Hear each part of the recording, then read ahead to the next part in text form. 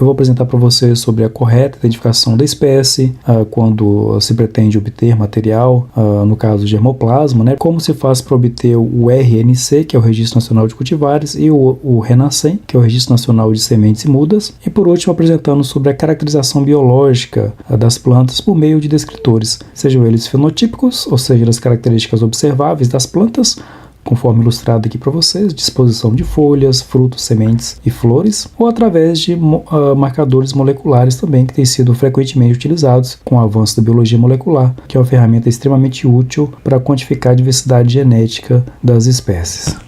E o primeiro ponto é procurar ter certeza da espécie que se pretende realizar, ou seja, obter germoplasma e executar experimentos, né? Então, utilizar a nomenclatura botânica usual, por exemplo, o sistema mais atual de classificação filogenética, né? Por exemplo, o APG4, identificar a família, o nome do gênero, o nome específico, incluindo o nome do autor e demais características que podem ser incorporadas aí na identificação da espécie, incluindo a terminologia dendrológica, né? Por exemplo, a polêmica do mogno africano, que foi introduzido no Brasil há algumas décadas, e somente agora eles observaram que a espécie que eles estavam chamando de Caia ivorensis, na verdade era Caia grandifoliola. Então é importante identificar e reconhecer a diferença entre as espécies, né? E a outra coisa importante que eu queria falar para vocês sobre dois registros, o Registro Nacional de Cultivar e o RENASCEM, que é o Registro Nacional de Mudas e Sementes. Então é importante, principalmente se você quer estabelecer um empreendimento, né, quer trabalhar com viveiro, produzir mudas, vender sementes e mudas, você tem que ter esse Registro Nacional de Cultivares, que é obtido lá no Ministério da Agricultura, né? Então, basicamente, ele tem por finalidade habilitar as cultivares e espécies visando essa produção e comercialização do material vegetal, seja sementes ou mudas. E isso aí vale para espécies arbóreas, né, forrageiras, frutíferas, qualquer tipo de planta que tenha esse interesse comercial. Então, basicamente, a documentação ela tem que ser encaminhada ao RNC, né, que está vinculado lá ao MAPA, que é o Registro Nacional de Cultivares. E aí, nesse link que eu estou fornecendo aqui embaixo, tem todos os procedimentos que devem ser seguidos, né, para preencher e solicitar esse registro. Então, basicamente, essa é a plataforma onde o interessado será direcionado para esse cultivar web, e aí ele deve preencher com todos os dados quando se pretende registrar o cultivar, ou até para proteger uma cultivar que de repente ele desenvolveu, né, e gostaria de ter esse mérito reconhecido aí por meio de uma proteção.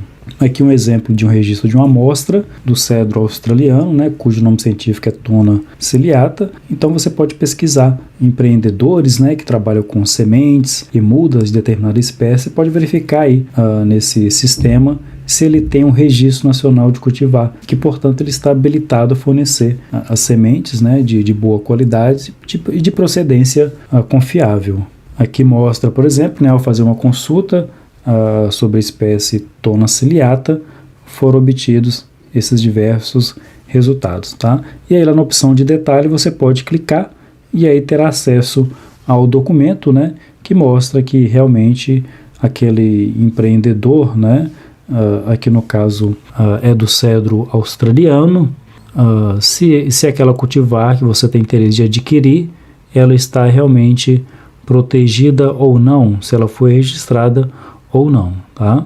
E o outro registro que eu gostaria de falar para vocês é o RENASCEM, que é o Registro Nacional de Sementes e Mudas, e ele tem por finalidade garantir a identidade e a qualidade do material de multiplicação e de reprodução vegetal produzido, comercializado e utilizado em todo o território nacional, tá? Em outras palavras, é mais um registro aí, embora mais uma burocracia, mas que é solicitada para você poder comercializar livremente no país sementes e mudas obtidas para comercializar. Então, lá nessa plataforma do RENASCEM, você pode se inscrever, credenciar e consultar qualquer tipo de registro. Então, quando vocês acessarem a plataforma, serão essas opções que serão disponíveis para vocês, desde opções de credenciamento, inscrição, renovação, cancelamento, até a opção de busca, né, por produtor de sementes, produtor de mudas, entre outras. E por último, faz parte também da avaliação e caracterização do germoplasma informar os descritores fenotípicos e ou moleculares daquele germoplasma ou cultivar que o empreendedor está trabalhando, né? Então, logicamente, os caracteres fenotípicos eles são mais acessíveis, já que os moleculares têm todo um custo envolvido, e nos caracteres fenotípicos considera-se as características que são observáveis, ou seja, o próprio fenótipo, que é devido à interação do genótipo mais o ambiente. Então esses descritores fenotípicos nada mais é do que a morfologia de frutos e sementes, caracterização biométrica dos propágulos vegetativos, né, e reprodutivos da espécie, assim como outras características dendrológicas e botânicas daquela espécie ou cultivar de interesse. E quando possível, né, e for de interesse do empreendedor, ele pode também utilizar descritores moleculares, só que nesse caso tem um custo, geralmente ele não tem acesso imediato, ele vai ter que contratar uma instituição ou fazer uma parceria para identificar os genótipos que ele está trabalhando e aí produzindo sementes e mudas, né? Então, basicamente, esses descritores moleculares são constituídos a partir da expressão de genes, né? Ou seja, proteínas, ou segmentos de DNA que pode ser expresso ou não. Nem toda a sequência de DNA vai ser expresso na proteína. E o resultado disso, através de uma técnica molecular, é que você consegue identificar cada genótipo, ou seja, cada coluna dessa, representada pelas bandas, indica um genótipo diferente entre os indivíduos. E com isso você consegue estimar a diversidade genética da espécie através da ocorrência dos alelos, né? Então, os alelos aqui estão representados pelo número 1 e pelo número 2. Indivíduos que têm o mesmo alelo são denominados indivíduos homozigotos, e indivíduos que têm alelos diferentes são denominados indivíduos heterozigotos. Quanto maior a diversidade genética, maior a variabilidade que pode ser explorada no melhoramento. Tá? Se fosse uma população, por exemplo, de clone, o genótipo seria o mesmo, né? A variabilidade genética seria nula. Nesse caso aqui é uma fotografia de um resultado molecular de uma espécie arbórea denominada de Proteum spruceano, né? Que é o nome científico, conhecido como breu.